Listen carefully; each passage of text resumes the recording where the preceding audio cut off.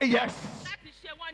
Hallelujah. Hallelujah. Hallelujah. Hallelujah. God is telling you the template for 2026. Ọlọ́run fún ẹ ní ohun tí ó máa ṣe ní In the 2026. secular world, Ní inú at ayé this time náà, of the year, nígbà àkókò they yìí, usually have meetings. Ẹ jókòó màámi. They usually have strategic meetings for the year. wọ́n máa ń ní àwọn ìpàdé Nígbà kan. tí ẹ̀kọ́ yìí jáde fún wa ní òpin ọdún 2025, When this lesson is coming ó out jẹ́ in ká máa mọ 2025, ìpinnu Ọlọ́run for year it's 2026. letting us know the plan for Èyí God ni wípé for bàbá 2026. sọ wípé òun yóò sọ ìwé ẹ̀dínlé ńlá. He's saying that he will enlarge your Bàbá coast. sọ wípé òun máa jẹ́ Ọlọ́run fún ọ. He said he will be your Ó God. sọ pé òun máa gbé ẹ síbi ẹ̀bá odò tẹ̀sùn rẹ yóò máa yọ lóòrèkóòrè. He said he will plant you by the Ó ní riverside. ayé ò lè fọwọ́ gbogbo rẹ mọ́. He said the work cannot cover your This glory is telling again. you how you need to prepare for God's plan. Èyí ń sọ fún ẹ bó ṣe máa gbáradì fún Hallelujah. Ọlọ́run fẹ́ ṣe hallelujah. When we saw the misbehavior of the people of Israel, Nígbà tá a rí ìṣìwàwù àwọn ọmọ bẹ́ẹ̀ Ísírẹ́lì gẹ́gẹ́ àwọn ọmọ ìṣọ́ mímọ́.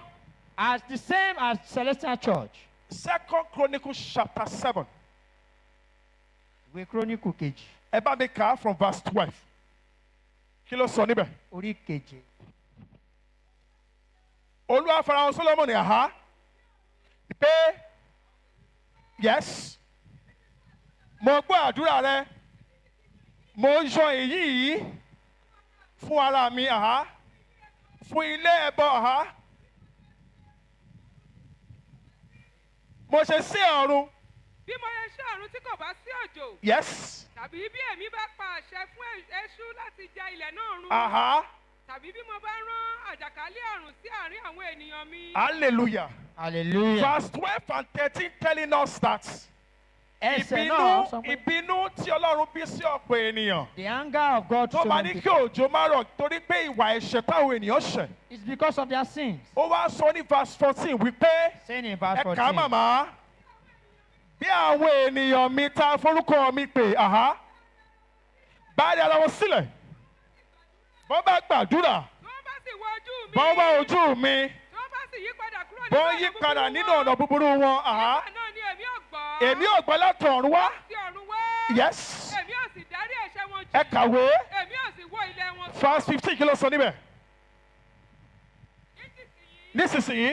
ojú mi yóò ṣí, Yes. etí mi yóò sì tẹ́ sí Yes. ọ̀rọ̀ ẹ̀mí yìí. Ẹ kà á síwájú. Ǹjẹ́ nísinsìnyí, Ǹjẹ́ nísinsìnyí èmi ti yàn án, èmi ti yan ibí yìí? èmi sì ti yan ilé yìí sí mímọ́, Yes. kí orúkọ mi kí ó lè máa wà níbẹ̀ láéláé. Verse 16 kí ló sọ níbẹ̀? Ibẹ̀ náà. 16. Ǹjẹ́ nísinsìnyí, Ǹjẹ́ nísinsìnyí? èmi ti yàn án, Hallelujah. hallelujah. Kọ́ àwọn tí o fẹ́ lóhùn pé àwọn tó pé ló yan àwọn tó yan ló ṣe lógo láyé.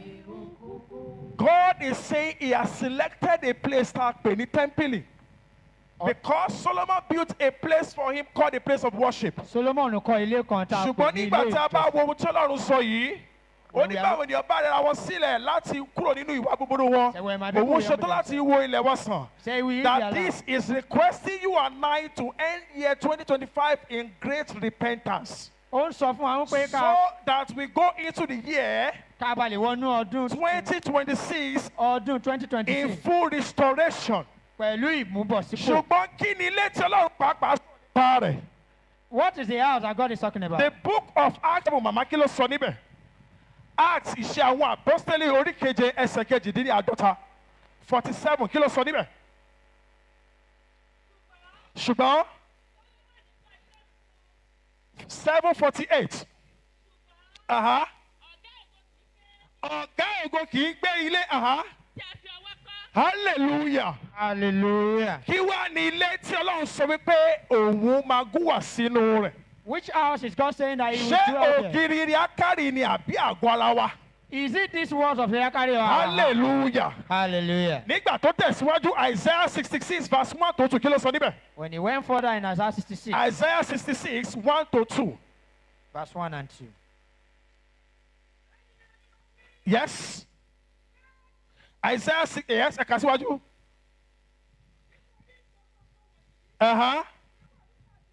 Yes.